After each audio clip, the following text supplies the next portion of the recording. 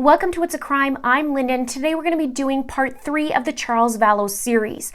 I'm actually going to dive into Tylee's statement first in this video, and then I'm going to do a video on the murder scene. I feel this is a very critical piece of information from Tylee, and we've already looked at Lori's statement in the last video, and also we talked about Alex's in the first video, part 1 of the Charles Vallow series. So before I get into it, if you'd like to be part of the It's a Crime community, please click that subscribe button below, click that notification bell, make sure you click it to all. Something's been wonky on YouTube. Give it a like if you support this, and please share this out where you can. Now, let's get into it. So Tylee's statement starts off with the officer describing Tylee's emotional state, saying that she did not appear overly emotional and that he didn't notice any other issues that would interfere with the interview. So Tylee said she woke up at around 7:50 a.m. and she heard yelling right outside her door. She said she immediately jumped up and grabbed the baseball bat. Now, the officer asked if there was a reason why she grabbed the bat and took it with her.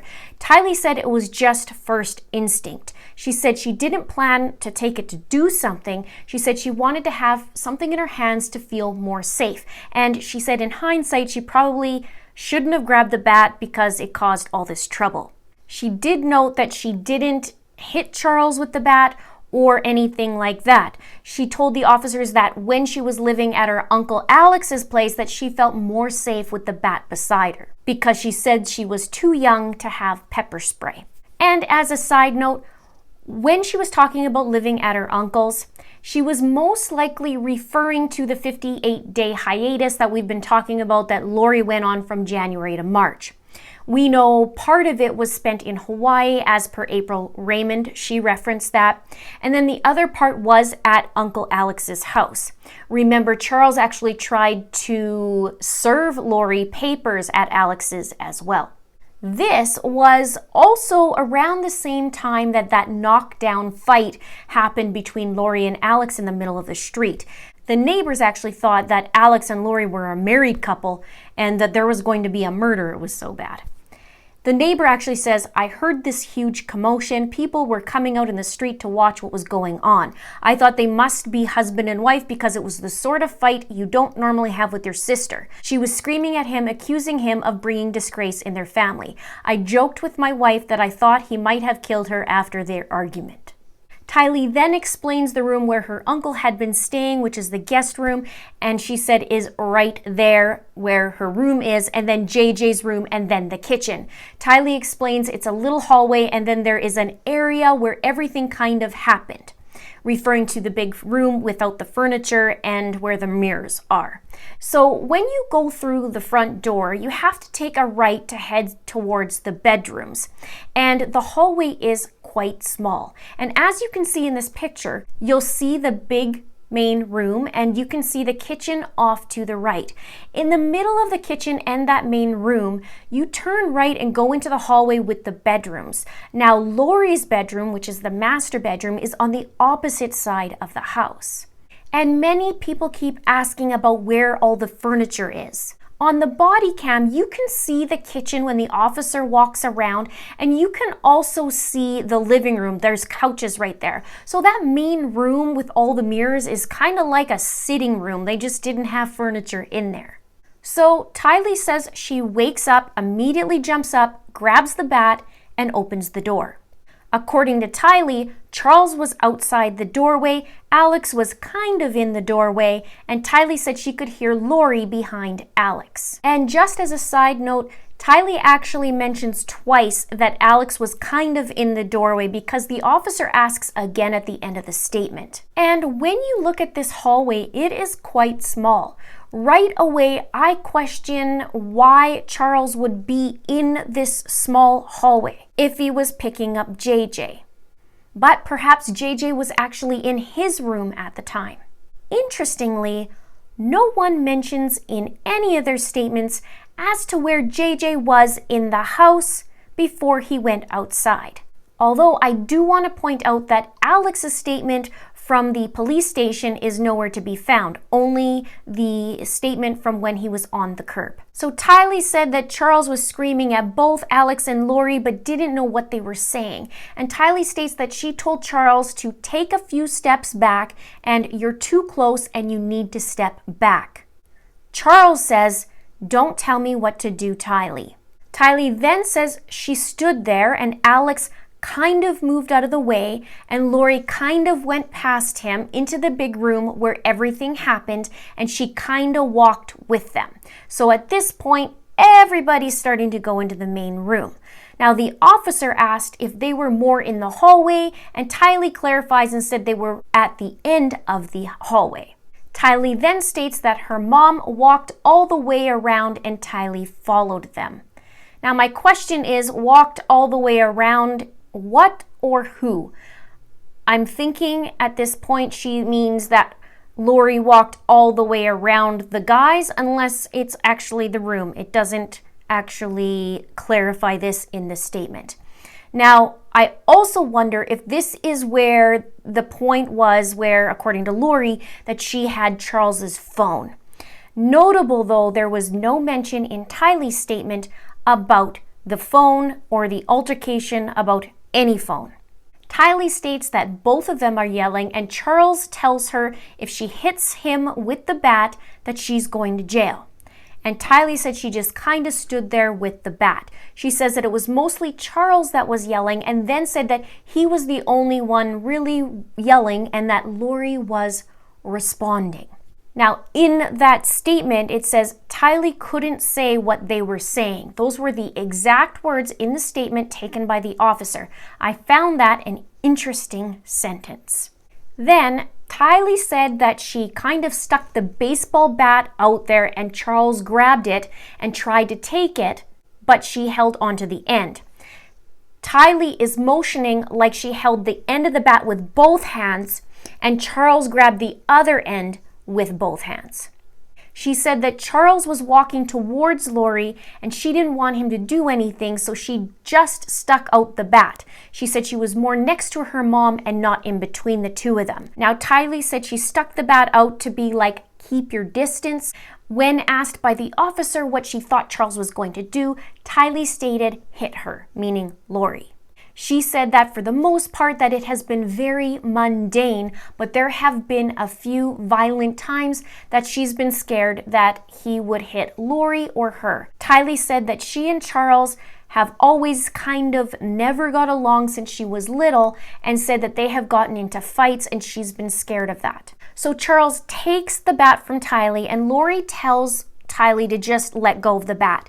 She then said she kind of slipped and fell, and Charles had the bat and held it like he was going to do something with it. She said she didn't see what Charles did with the bat because she wasn't really looking at that direction, because she said when she fell, the door was more in line with her line of sight. Now, in the same statement, but a different paragraph, Tylee said when she fell to the ground, she saw Charles take a step back, and she thinks that her uncle grabbed Charles and took him back so he couldn't do anything. The officer says, I asked about when she saw him take a step back, and I asked that. She didn't actually see her uncle pull him back, but it seemed like that's what happened. Tylee agreed and stated it didn't seem like he would have stepped back on his own, and Tylee confirmed that made sense as to where her uncle was at the time, that her uncle was behind him and not the other side with Tylee and her mom. So there's a little bit of discrepancy right there. Now, already just reading Tylee's statement, what she describes as what happened and what went down doesn't seem it would take very, very long. It's actually the opposite. It seemed like it would be very quick. She comes out of her room, she has her bat, she's trying to get, that stop, don't go near my mom, and then all of a sudden she falls on the ground. So then Lori tells Tylee to go with JJ, and then she runs out the door. I find this interesting as well, this statement. Let me read the exact statement. It says, Tylee advised her mom told her to go with JJ, and then she ran out the door. So this is very, very interesting to me because it could mean two things, or one of two things. One, Lori said to go out with JJ because he's already outside, or it means that JJ was also in the house at this point in time and she told Tylee to go out together. What are your thoughts? Let me know in the comments below. Because the wording is, Tylee advised her mom told her to go with JJ and then she ran out the door. It makes it sound with the wording that JJ and her would go together out the door. Another discrepancy. So Lori tells her to go out with JJ and Tylee says she runs out the door. So after that, she said she stood there with her little brother outside and said that JJ was in the front seat, so she opened the door and stood there. She said he tried to get out and she was keeping him in there. Now, if JJ was in the front seat, could it be that those keys were in the car at that time because it was super hot in Arizona on that July day, and Charles could have had that car running with the air conditioning, although I'm not sure that he would have the car running because JJ being in the car and it could be dangerous. I mean, who knows if he's touching the keys or whatnot. He was only 7 years old. Then Tylee states that Lori eventually came out and they left from there. Now, interesting here again, Tylee is saying eventually Lori came out. Well, at this point, it's supposed to be that Charles was going to come out and he was going to take JJ to school, right? So the wording, eventually Lori came out, means that she was waiting for Lori to come out and not Charles, right? The officer then asks Tylee if she knew what happened inside of the house and if Lori explained it to her. Tylee said she heard a noise and now knows what it was, but she thought it was someone grabbing the bat and hitting it really hard against the floor. And then several lines are redacted from the statement. Now, also a side note, when the officer asked Tylee if Lori explained the situation to her, I just want to point out something and bring your attention to it. I did mention this in my last video. Lori had over 40 minutes with Tylee in that car, and possibly even 50, to explain to Tylee what happened, or to tell her, listen, Tylee, this is what you need to say and you need to listen to me. So potentially making sure that Tylee complies with her story. Now, if you haven't seen my last video, I will put that in the description below and you can also see it right here in the card. Now, also in regards to hearing that noise, there wouldn't just be one noise and one bang, right? There would be several noises because even the report states that Charles had been shot twice. But in the body cam, it said that Charles was shot several times. In fact, one of the responders said 1, 2, 3, 4 shots he counts. And another officer said that he shot the F out of Charles. So there would be more than one sound, in my opinion. And this also, actually, in my opinion, leads me to believe stronger that Charles was killed before that 8 a.m. mark. Potentially even sooner, even as soon as when Charles first arrived. But the question is, why did Tylee only state one loud noise and not several, or at the minimum 2? Was she gone already at this time? And like Alex said, that Lori and Charles had a tussle and then they left and then Alex and Charles were by themselves. So now Tylee states that Lori comes outside eventually. And she said that after she did that, Lori didn't go back inside. But Tylee says that she went inside to get Lori's purse and she went through the garage, went to her mom's room and in her closet and grabbed her purse because Lori needed her wallet. She said that she didn't hear anything or see anything. and she did indicate this was after the loud noise. The officer then asks if Lori was outside or inside when this loud noise happened, and Tylee thought for a moment and then said she believes Lori was inside, but the door opened almost immediately after. Now, my question at this point is, where the heck is Alex? JJ and Lori are allegedly in the car. Tylee goes into the house to grab Lori's purse and wallet, and Charles is dead on the floor. So where is Alex? Cleaning up his boo-boo before calling 911? Taking a shower? Where is he? Because in his statement he said after he killed Charles, he put his gun back in his room. And side note, why bother after you shoot him? You're going to go and put it back in the room. But anyways, he said he then grabs his phone, then he went and cleaned up his head, and then he called 911. And so I want to bring attention to this as well. Nobody is concerned about calling 911 at this point. I mean, Lori could have called 911. Tylee could have called 911. Alex could have called 911. Nobody called 911 until 8:36 a.m. Now, also in Tylee's statement, the officer then asks Tylee about everyone's emotional status and how they were acting while this was all happening after she came out of her room and Charles took the bat. Tylee describes Charles and says he honestly looked like a crazy person, screaming, and his face was beet red. She said she saw his face for a split second when he took the bat from her, and it didn't look like him, that he looked like pure rage and he was seeing rage. She says that was the craziest she has ever seen him.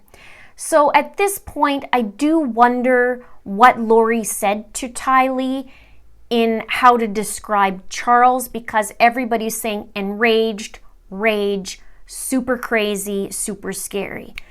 But really, looking at the timeline, it's for all of 5 minutes, it seems, in my opinion.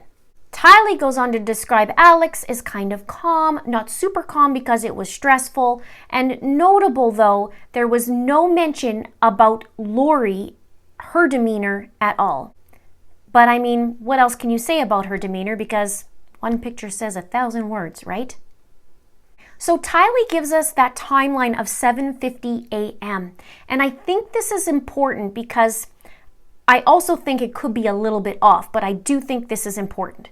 If Charles arrives at 7:35, 7:40 a.m., like Lori said, which was not typical of him, as Lori says, because he's typically punctual. But if it is correct, and let's say he did arrive at that 7:40 a.m. mark, then it's quite possible that the argument escalated within 10 minutes. And with Tylee's description of what happened, it definitely isn't that half hour's worth of fighting and grappling on the ground. Because in Lori's statement, she mentioned that Charles and Alex were grappling on the ground. This would be around the same time that Tylee fell. So perhaps they were grappling on the ground, but at this point, Lori told Tylee to go wait in the car. So the report said that Charles was killed at around 8:20 a.m. according to Alex's statement, and then Alex calls 911 at 8:36. So this still fits at that 8 a.m. scenario like I mentioned in my last video. And Lori has time to leave at that 8 a.m. mark, zip through Burger King, get to JJ's school, drop him off, turn around, and drive back to be on camera, on body cam at 8:43 a.m.